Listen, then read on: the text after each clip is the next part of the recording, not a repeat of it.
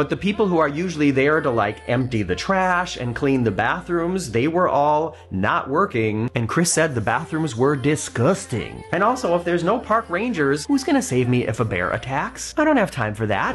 It is Sunday, October 5th, 2025, and on this week's edition of Sunday Sofa Time, we're talking about another reason why right now might not be the best time for traveling to or in the USA. Just like the wind, just let it pass through, just let it pass you.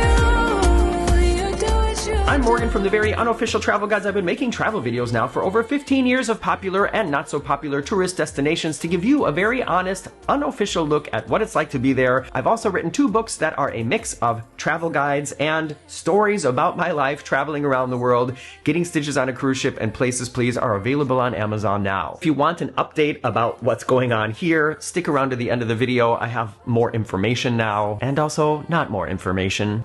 You'll see. Today's video could be seen as discussing something political, but don't worry, that is not my intent, and I'm going to try really hard to not share any opinions about this thing that's happening. So, if you're not up to date, in the United States, they are currently having a government shutdown. Just to be fair about the situation, this is not the first time this has happened. It's not the first time it's happened in Donald Trump's presidency. It happened to Obama, it happened to Clinton, it happened to Bush, it happened to Reagan. So this is not something that's just happening now. It's also happened to good presidents. It's practically a national pastime, like baseball, but with more chaos and fewer hot dogs. And let me explain the situation to you as I understand it. And we all know I might be getting some of this wrong, but I'm going to tell you what I understand is happening. The way the American government is set up, we have Congress, and Congress is built from the House of Representatives and the Senate. The House of Representatives is 400 something people from all the different states around the United States. Bigger states get more people in the House of Representatives, and smaller states have less people in the House of Representatives. It's called the House of Representatives because it's supposed to be like representation from each of the United States. And then there's the Senate, which is 100 people also from all around the United States, but there's exactly 2 from each state, and they stay in their position for longer than the House of Representatives, and it's all supposed to sort of balance each other out. And these are the people then who decide, or not decide, what all that cash at Fort Knox is going to be spent on. Is Fort Knox really still a thing? I don't know. So just like in any company, there's budgetary meetings where people propose what this money needs to be spent on, and eventually it needs to be signed, sealed, and delivered so that the government can move forward and keep governmenting. And what has happened now is they can't agree on how much money to be spent on all these different things, so everything just kind of stops. And that also means that government employees, basically across the board, all stop getting paid. That doesn't mean that they won't get paid, but they just stop getting paid for the moment. So I guess if they're getting their paychecks every week, that means at the end of the first week, no paycheck. At the end of the second week, no paycheck. And for however long this goes, there's no money being transferred into their accounts. Well, not exactly, because there's always a little bit of surplus, as I understand it. So some people will continue getting paid, some people won't, but it depends on how long this shutdown goes until an agreement can be made and things start rolling along again. So I know all this part is kind of boring and it's not exactly what you were interested in hearing, I think, if you clicked on the title of the video, but I also know that not everybody who watches my videos is from the USA, and I thought it would just be important to give a little bit of a background story to what is going on here. And also there might even be some Americans out there who knew what's going on but don't really understand what's going on, and I just wanted to talk about it from how I understand what's happening. So the government is currently not working, there's no money flowing, and nobody's getting paid. However, there are positions in the government that are called essential workers, and these people are forced to go to work even though they know they're not getting paid. And this is where it starts getting interesting for us as travelers, because included in this list of essential workers are air traffic controllers, TSA security agents, border patrol officers. What do you notice all of those have in common? Yeah, they work at or close to the airport. They are the people who make sure that the planes don't crash into each other in the air, and the ones who confiscate your full-size bottle of shampoo that you forgot in your carry-on. So yes, these people do count as essential workers, meaning they are required to keep going to work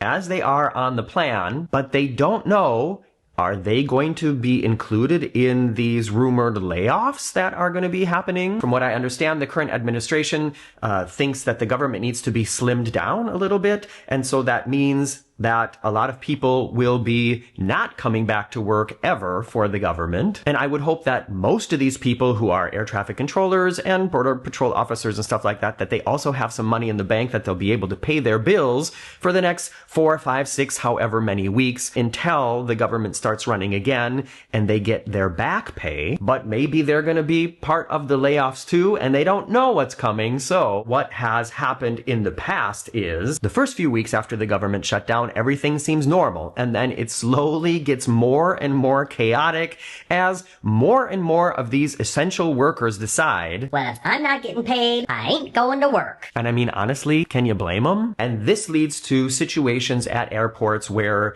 you go to security and there's, like 20 scanners, but only 2 of them are open because nobody else came to work. It also leads to situations where less flights can take off in a day because there aren't enough air traffic controllers to safely handle the maximum capacity of the airways. And the border patrol officers also, if there's only a few of them working, then if you are traveling internationally through the United States and have to get checked before a continuing flight, then there may be much longer lines and you might end up missing your continued flight because you can't get through the check fast enough. By the way, I made a video about 2 ways you can get through faster. One of them is free and one of them costs you a little bit of money. I'm going to link that below, and if I don't, somebody please remind me, because that could be really helpful at the moment. When I decided I wanted to talk about this subject, I looked to see who else has talked about it right now, because nowadays you can't make a video about anything on YouTube without somebody else already having made the same video. And my buddy Chris over at Yellow Productions